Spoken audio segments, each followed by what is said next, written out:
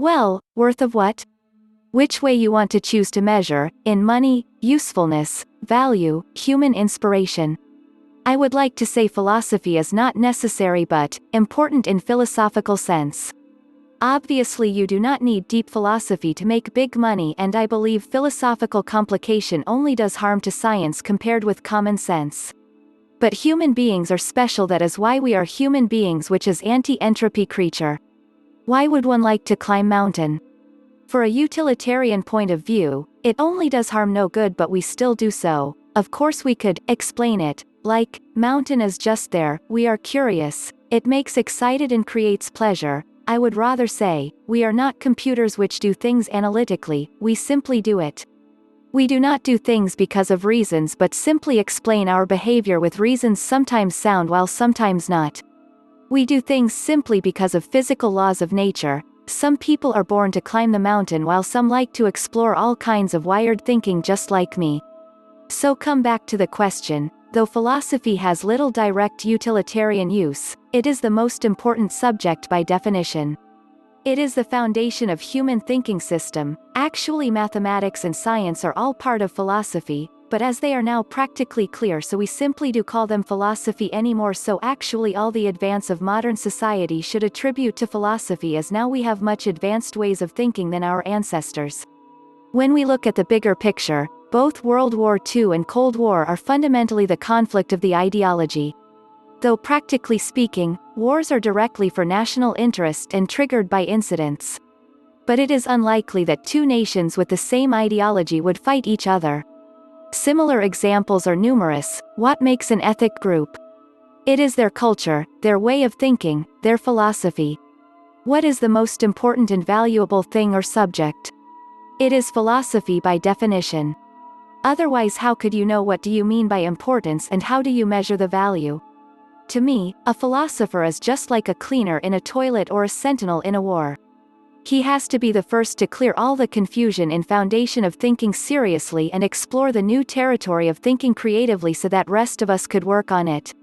Yes, philosophy worth it. Because we're human. Because we're curious. Because we want to know about how the world works, and knowing this means asking some philosophical questions. For Socrates the answer might have been to make life worth living, as he once said, the unexamined life is not worth living. Philosophy is the method for engaging in that examination. Our search for meaning, as documented by Viktor Frankl, is one which requires us to philosophize as well. According to Frankl, meaning can be found even in the worst of conditions, but to find it requires reflection, and that reflection will be philosophical. We also philosophize because it is fun. We should not overlook this important motivator for all our investigations. As Richard Feynman put it, we learn for the pleasure of finding things out. Andrew Pessin put it like this: lots of things never end. Space. Time. Numbers. The questions little kids ask. And philosophy. You try to convince somebody of something, even yourself, by offering reasons to believe the thing. But then your belief is only as valid as your reasons are, so you offer reasons to accept your reasons.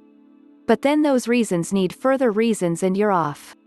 As a result, it often seems that there aren't any answers to philosophical questions, there are just more arguments, more objections, more replies. And so it may easily seem that it's not worth even getting started. Why bother? You'll never finish. You may as well try to count all the numbers. But there is another way of thinking about it. I went snorkeling for the first time a few years ago. It was an amazing experience. There was a whole world under that water to which I'd been oblivious my entire life. This wood was populated with countless amazing creatures with all sorts of complex relationships to each other in that tangled ecosystemic way. Indeed, every single thing was connected to every other thing. This one is food for that one, which excretes chemicals used by another one, which excretes waste products used by others, and so on. Stunning, fascinating, and absolutely, deeply, beautiful. It had been there all along, just waiting for me to dive in. If you were now to tell me that that ocean goes on forever filled with even more amazing creatures in more amazing relationships, I wouldn't say, well, then why bother entering? Rather, I'd say, where can a guy get a wetsuit around here? But that is philosophy.